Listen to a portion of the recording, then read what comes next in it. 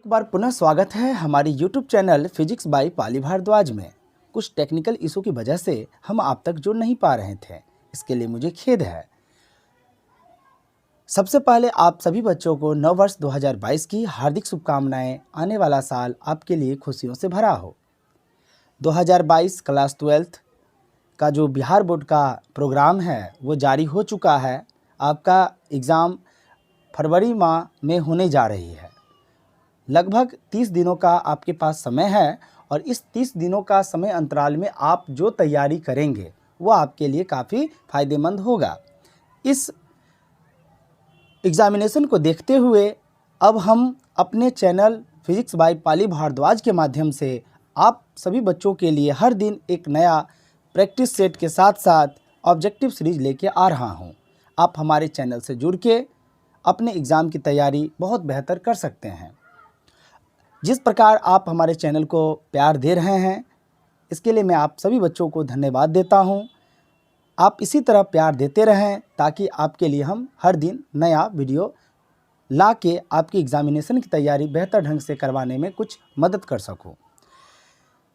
सबसे पहले आपका जो सिलेबस है क्लास 12th की, उस पूरे सिलेबस में से हम हर दिन यूनिट वाइज आपके लिए ऑब्जेक्टिव क्वेश्चन का जो इम्पोर्टेंट सीरीज है वो लेके आऊँगा। लेकिन अभी आप जो देख रहे हैं अपने बोर्ड पे, अपने मोबाइल लैपटॉप सेट पे, ये बिहार बोर्ड का इस बार का जो मॉडल सेट है वो प्रश्न है जिसका उत्तर मैं बताऊंगा। आज का क्लास ज़्यादा समय का होगा नहीं, 13 से 15 प्रश्नों का एक सीरीज है। अगर आपको ये वीडियो पसंद आए तो आप कमेंट सेक्शन में जाके अपनी राय ज़रूर देंगे। अगर पसंद आएगी तो हम आगे चल के आपके लिए और सारा वीडियो लेके आएंगे, और कोई समस्या होगी तो आप हमें बताएंगे ताकि मैं उसमें और सुधार कर सकूं और आपके लिए कुछ बेहतर कर सकूं। चलते हैं सबसे पहले हम विषय वस्तु पे। पहला जो प्रश्न आप देख रहे हैं ये इलेक्ट्रोस्टैटिक सीरीज से लिया गया है। पहला जो प्रश्न आपके बोर्ड पे दिख रहा है, पहला प्रश्न कह रहा है कि पृष्ठीय आवेश घनत्व, बात कर रहा है पृष्ठीय आवेश घनत्व का SI मात्रक क्या होता है। कभी कभी MKS भी पूछ सकता है और SI भी पूछ सकता है, लेकिन जो प्रश्न कह रहा है ये काफ़ी इम्पोर्टेंट प्रश्न भी है। प्रश्न कह रहा है आपसे कि पृष्ठीय आवेश घनत्व का SI मात्रक क्या है। अब सबसे पहले आपको चलना होगा इसके फॉर्मूला पे। आपको पता है कि पृष्ठीय आवेश घनत्व को हम लोग सूचित करते हैं सिग्मा से, और सिग्मा बराबर फॉर्मूला होता है Q/A। यहाँ सिग्मा का मतलब होता है पृष्ठीय आवेश घनत्व और Q का मतलब होता है आवेश, मतलब आवेश को हम लोग सूचित करते हैं Q से, और इसका जो मात्रक होता है ना वो कूलाम्ब होता है। ओके, फिर बट्टा में जो है आपका A है, A मतलब क्षेत्रफल, इसका मात्रक होता है मीटर स्क्वायर।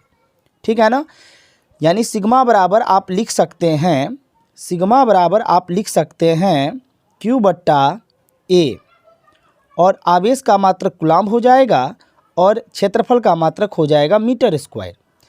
कूलाम्ब बट्टा मीटर स्क्वायर को आप लिख सकते हैं कूलाम्ब, मल्टीप्लाई का चिन्ह दे सकते हैं, और यहाँ 1/मीटर स्क्वायर। अब देखेंगे इस तरह का या फिर इस तरह का कहीं ऑप्शन में है। ऑप्शन में A तो होगा ही नहीं, B में मीटर सिर्फ स्क्वायर नहीं ही होगा, C में कूलाम्ब इंटू 1/मीटर है, लेकिन यहाँ तो मीटर स्क्वायर है। ऑप्शन डी के पास हम चलते हैं, और ऑप्शन डी जो है ना ये बिल्कुल सही है। मतलब पृष्ठीय आवेश घनत्व का SI मात्रक जो होगा वो होगा कूलाम्ब इंटू 1/मीटर स्क्वायर। यानी पहला प्रश्न का जो उत्तर है वो जाएगा ऑप्शन डी के साथ। इसी प्रकार क्वेश्चन नंबर 2 के पास चलते। ये तो बहुत ही आसान है, कई बार मैंने न्यूमेरिकल क्वेश्चन बनाने में आपको मदद भी की थी। हमारा जो लेक्चर 2 है उसमें भी इसके बारे में बताया गया। अंतर बस इतना ही है कि यहाँ पे जो है एप्सिलॉन नॉट का मान पूछ रहा है और मात्रक में दे दिया है मीटर प्रति फैराडे, और हमने इसका मात्रक कूलाम्ब स्क्वायर प्रति न्यूटन मीटर स्क्वायर बताया था। कोई बात नहीं, इसी को हम लोग बोलते हैं फैराड प्रति मीटर। ओके, तो इसका जो मान है आपको पता होगा, जो ए ऑप्शन 8.85 इंटू 10⁻⁻12 फैराडे प्रति मीटर। आप जानते हैं, आपको हमने बताया था कूलाम्ब के नियम में कि F बराबर होता है 1/4 4 पाई epsilon naught into Q1 into Q2 बट्टा आर स्क्वायर। याद होगा। अब इस फार्मूला की सहायता से आप एप्सिलॉन नॉट का मान निकाल सकते हैं। जो बच्चे को निकालना आता है वो तो निकाल लेंगे, जो नहीं जानते इसके बारे में वो हमारे लेक्चर 2 वीडियो जो है उसको जाके देख सकते हैं। तो क्वेश्चन 2 का जो आंसर होगा वो जाएगा ऑप्शन ए के साथ। इसी प्रकार क्वेश्चन नंबर 3 के पास चलते हैं। ये भी बहुत आसान सवाल है। 5 नंबर में कभी कभी इससे कुछ और संबंधित प्रश्न दे देगा, पूछता है। प्रश्न पूछ रहा है आपसे आवेश Q से स्मॉल r दूरी पर, मतलब स्मॉल q आवेश से ना स्मॉल r दूरी पर विद्युत क्षेत्र तीव्रता के लिए मान में कौन सा सही है। मतलब स्मॉल q आवेश से स्मॉल r दूरी पर क्या है, मान लेते हैं P एक बिंदु है और इस P बिंदु पर आपसे पूछ रहा है विद्युत क्षेत्र तीव्रता का मान। ओके, विद्युत क्षेत्र तीव्रता का मान आपसे पूछा जा रहा है। सबसे पहले आपको पता होगा, इसके लिए हमने आपको बताया था, आपको फार्मूला जो कूलॉम का नियम में F बराबर अभी जस्ट बताए भी थे 1/4 pi epsilon naught into Q1 Q2 बट्टा आर स्क्वायर बताए थे। आप देखिए ये फार्मूला आप याद रखना। ओके, अब चलते हैं सबसे पहले प्रश्न जो कह रहा है उस पर। प्रश्न कह रहा है स्मॉल q आवेश से, स्मॉल q आवेश से है ना r दूरी पर, यहाँ पे आपको विद्युत क्षेत्र तीव्रता के लिए मान ज्ञात करना है। तो फार्मूला आप लगा दें F बराबर 1/4 पाई एप्सिलॉन नॉट, Q1 के बदला Q डाल दीजिए क्योंकि Q आवेश है।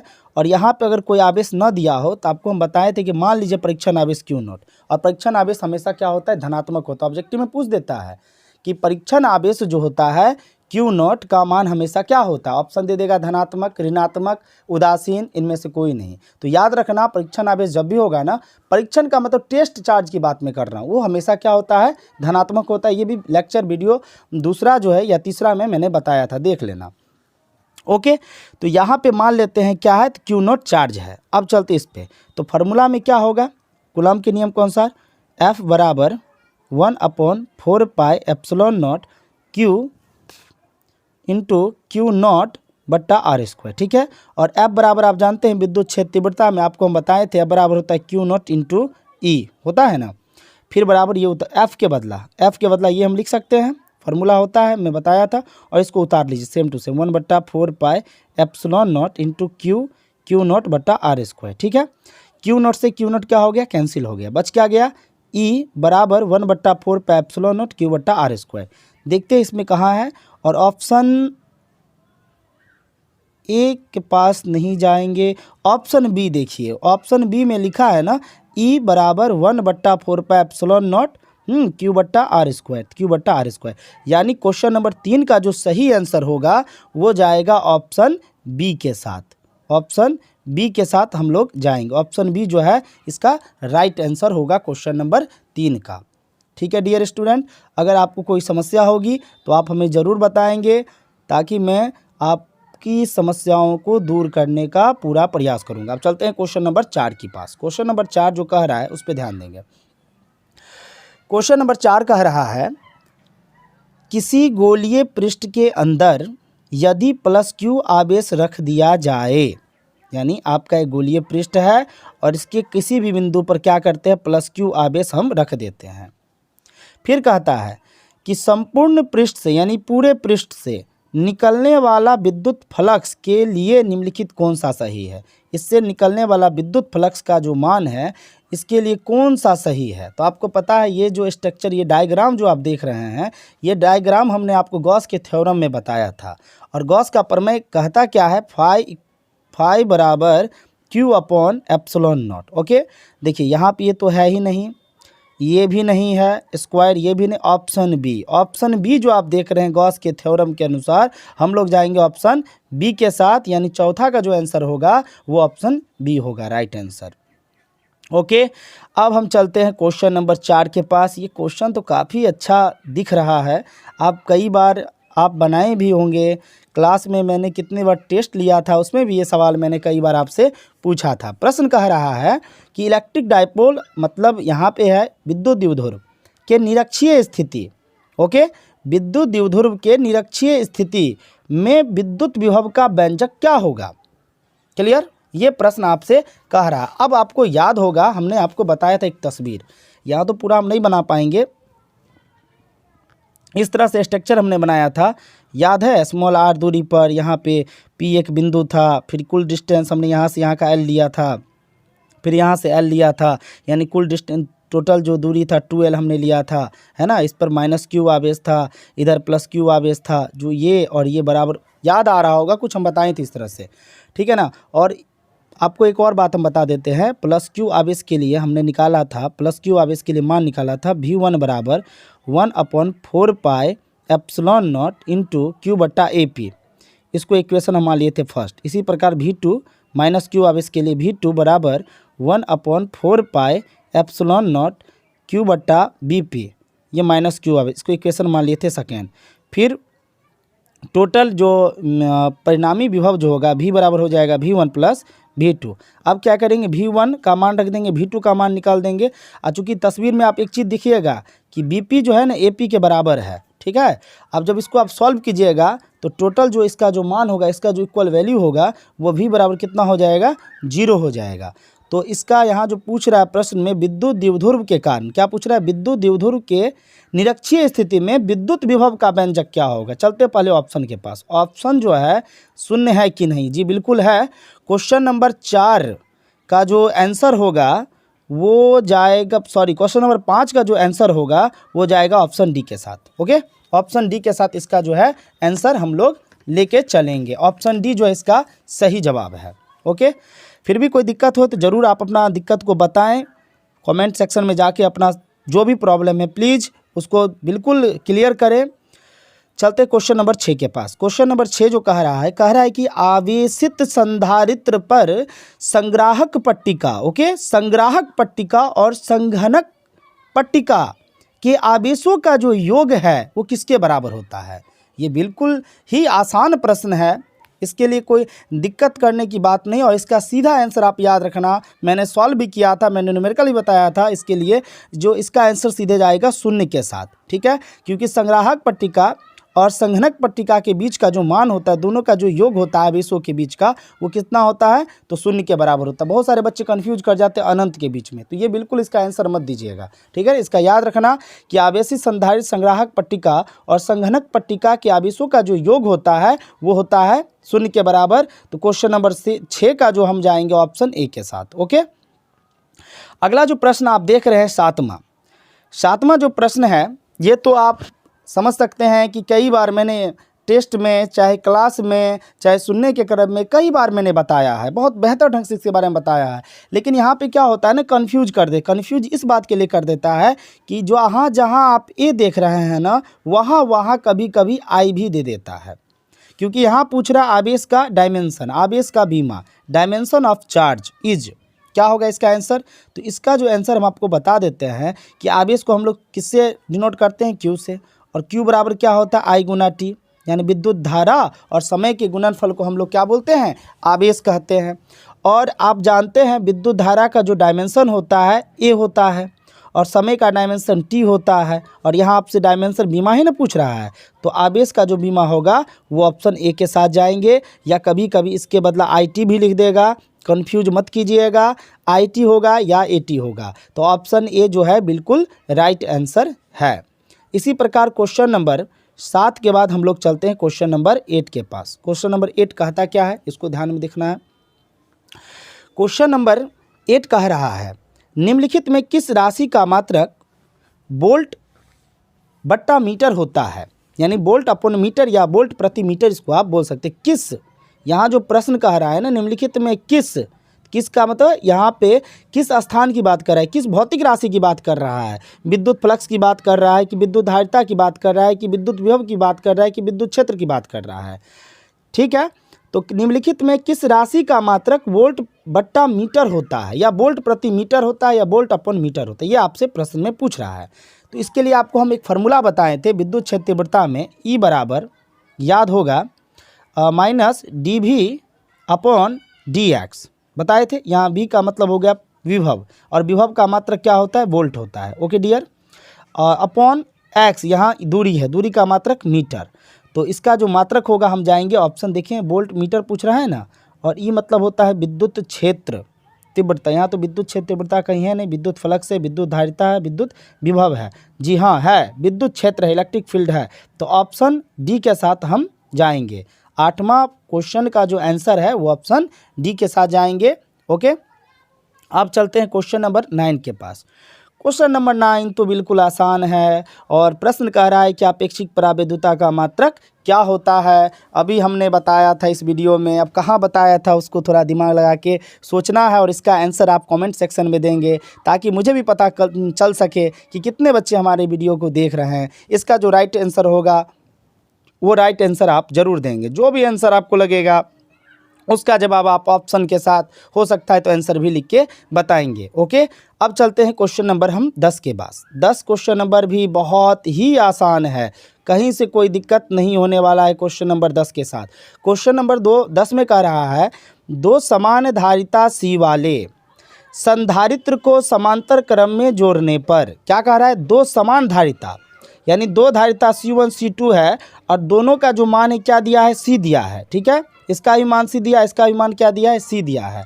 संधारित्र को समांतर क्रम में जोड़ते हैं। अब समांतर क्रम का फॉर्मूला क्या होता है, तो समांतर क्रम के लिए हमने आपको फॉर्मूला बताया था, C बराबर होता है C1 प्लस C2 और C1 C2 तो समान है, मतलब C1 का वैल्यू भी C होगा और इसका भी C होगा, तो C प्लस C बराबर 2C। आप देखते हो ऑप्शन 2C कहीं है, जी यस। क्वेश्चन नंबर 10 का जो आंसर होगा वो जाएंगे हम लोग ऑप्शन ए के साथ। ओके, ऑप्शन ए जो है इसका राइट आंसर होगा। अब चलते हैं क्वेश्चन नंबर हम 10 के पास। क्वेश्चन नंबर 10 कहता क्या है। अब ये प्रश्न देखें, ये ऑप्टिक्स यूनिट से है और ये प्रश्न काफ़ी ज़्यादा एग्जाम में पूछा है, 5 नंबर में भी, लेकिन यहाँ पे पूछ दिया 1 नंबर में। प्रश्न कह रहा है कि म्यू अपवर्तनांक तथा ए प्रिज्म वाले कोण। अपवर्तनांक इसका क्या है, म्यू है, प्रिज्म का एंगल क्या, ए है, और फिर उससे कह रहा है पतले प्रिज्म का न्यूनतम विचलन कोण होता है। तो इसका आंख बंद करेंगे, मतलब आंख बंद करने की बात नहीं कर रहे हैं, और इसका सीधा जो आंसर है ना, हम जाएंगे सीधा बी के साथ। ओके, क्योंकि आप देखेंगे हम आपको बताएं भी थे, सिद्ध भी किए थे, अब इतना जगह पे, इतने छोटे जगह पे हम बता नहीं पाएंगे, इसके लिए हम माफ़ी चाहते हैं। लेकिन इसका जो आंसर होगा ना, सीधा जाएगा बी के साथ। कभी होगा तो मैं इसका वीडियो बनाऊंगा इस प्रश्न का और फिर आपको समझाऊंगा, लेकिन अभी वक्त तो है नहीं आपको वीडियो देखने का, ताकि आप समझ लें, कम समय है, इसको देख लीजिएगा। फिर भी अगर कोई दिक्कत है तो आप हमसे संपर्क करें, मैं आपको ज़रूर इसका आंसर अच्छे से बताने का प्रयास करूंगा। चलता हूं क्वेश्चन नंबर सीधा 12 के पास। क्वेश्चन नंबर 12 काफ़ी इंपॉर्टेंट प्रश्न है, इंपॉर्टेंट प्रश्न में से एक प्रश्न है। क्वेश्चन जो कह रहा है आपसे, तो ध्यान देंगे, सूर्य के प्रकाश का वर्णक्रम होता है। जैसे आप वर्णक्रम स्पेक्ट्रम के बारे में पढ़े थे ना, जब किसी सूर्य प्रकाश को किसी प्रिज्म से गुजारा जाता है तो प्रिज्म से गुजरने के बाद ये अपने साथ तबीयबी रंग में बढ़ जाता है, जो बैगनी आप पढ़े होंगे, विबजियोर करके पढ़े होंगे ना फॉर्मूला, यानी आप पी नाला करके। तो उसी प्रकार यहाँ आपसे प्रश्न कह रहा है कि सूर्य के प्रकाश का वर्णक्रम क्या होता है। ऑप्शन है सतत, ऑप्शन है रेखीय वर्णक्रम, ऑप्शन है काली रेखा का वर्णक्रम, और ऑप्शन जो डी जा रहा है काली पट्टिका। एक बात समझ लेना, पट्टिका दे दिया है तो ये खैर होगा ही नहीं, क्योंकि आप पट्टी कैसे बनाएंगे, ये संभव ही नहीं है। अब बच गया हमारे पास ऑप्शन ए, सी और बी। ए और सी, ज़्यादा लोग ए के पास जाते हैं, क्यों जाते भी हम आपको क्लियर कर देता हूँ। देखिए, सूर्य के जब जहाँ पे सूर्य है तो सूर्य से जब प्रकाश निकलती है तो सतत ही निकलती है, ठीक है। लेकिन इसके जब सूर्य का प्रकाश इस वायुमंडल से होकर हम तक पहुंचता है तो कई तरह के गैसीय आवरण से होकर निकलता है। जैसे इसके चारों तरफ हाइड्रोजन होता है, नाइट्रोजन होता है, सोडियम होता है, ऑक्सीजन होता है, बहुत सारी गैसें जो होती है ना इस वायुमंडल में एक परत के रूप में जमा रहती है, क्लियर होती है। और जब सूर्य का प्रकाश जो है सतत हम तक पहुँचता है, सूर्य का जो प्रकाश है हम तक जो सतत आता रहता है, और जब इस वायुमंडलीय परत में जैसे इससे होकर बाहर निकलता है तो यहाँ पे जो गैसों का जो एक आवरण है ना, इन प्रकाशों का अवशोषण कर लेता है। इन सतत रेखा का जो है क्या करता है, किरण का अवशोषण कर लेता है। तो इस जगत कुछ बचा नहीं, कुछ बचा नहीं, मतलब काला अंधेरा छा गया। तो अंधेरा का मतलब काली हो गई ना, काली, और साथ साथ एक रेखा, सतत मतलब रेखा के रूप में आ रहा है तो काली रेखा हो जाएगा। अब सीधा हम ऑप्शन के पास चलते। प्रश्न तो पूछ रहा है कि वर्णक्रम के बारे में पूछ रहा है ना, कि वर्णक्रम क्या होगा। तो सीधा हम चलते हैं ऑप्शन, किसके साथ चलेंगे हम लोग भाई, तो ऑप्शन हम लोग चलते हैं ऑप्शन सी, इसका जो है राइट आंसर होगा। ऑप्शन सी इसका राइट आंसर होगा। तो आप लोग इसको देख लेंगे। ये प्रश्न बहुत इंपॉर्टेंट है, कई बार आपको एग्ज़ाम में पूछा भी है, ठीक है ना। तो ऑप्शन जो है माफ़ करेंगे, थोड़ा सा कुछ टेक्निकल इशू हो गई थी। हाँ, तो ऑप्शन हम जाएंगे किसके साथ, ऑप्शन जाएंगे सी के साथ, काली रेखा का वर्णक्रम। ठीक है बच्चों, अब चलते हैं क्वेश्चन नंबर 13 के पास। क्वेश्चन नंबर 13 काफ़ी बार क्लास में बताया जा चुका है। क्वेश्चन नंबर 13 कह रहा है आपसे कि सामान्य समायोजन का मतलब होता है जोड़ना, के लिए खगोलीय दूरदर्शक, खगोलीय मतलब जैसे आप दूरबीन होता है ना, दूरदर्शक का मतलब दूरबीन होता है, और आकाश में बहुत सारे ग्रह नक्षत्र होते हैं, उनको देखने की बात कर रहा है। तो यहाँ पे इसकी आवर्धन क्षमता आपसे पूछ रहा है। ठीक है, खगोलीय दूरदर्शक की क्या पूछ रहा है, आवर्धन क्षमता आपसे पूछ रहा है क्वेश्चन नंबर 13 का। तो इसका सीधा आंसर हम लोग जाएंगे किसके साथ, तो क्वेश्चन नंबर 13 का ऑप्शन जाएंगे हम लोग सी के साथ। ये प्रश्न काफ़ी बार आपके एग्जाम में पूछा भी है, इसको आप देख लेंगे, है ना। देखिए यहाँ कह रहा है सामान्य समायोजन के लिए खगोलीय दूरदर्शक की आवर्धन क्षमता आपसे पूछ रहा है। तो m बराबर आपको हम बताए भी थे, है ना, आंखों के द्वारा बनाए गए प्रतिबिंब की ऊंचाई बट्टे वस्तु की ऊंचाई के अनुपात के, देखिए गुना मल्टीप्लाई वाला तो खैर होगा ही नहीं। अब समायोजन का मतलब ये मत सुना कि जोड़ है तो जोड़ का चिन्ह है तो जोड़ हम लेके चलें, बिल्कुल भी नहीं जाना इसके साथ, है ना। आपको आवर्धन क्षमता का जो है हमने जो डिफिनीशन बताया था उसके साथ जाइए। तो उसके साथ जाने पर आपका हमने व्यंजक भी प्राप्त किया था। तो 13 नंबर का जो सही आंसर होगा वो होगा सी के साथ जाएगा। ठीक है, तो आज की क्लास में हम आप लोगों के लिए 13 क्वेश्चन का एक सेट लेके आया था। उम्मीद करते हैं आपको ये सेट काफ़ी पसंद आया होगा। अगर आपको ये वीडियो अच्छी लगती है तो आप हम पे यकीन रखें, भरोसा रखें कि हर दिन आपके लिए एक नहीं कम से कम 2 से 3 है ना वीडियो लेके आऊँगा। और अगर आपको पसंद होगी तो और बहुत कम समय में हम कोशिश करेंगे ज़्यादा से ज़्यादा प्रश्न का उत्तर बताने का।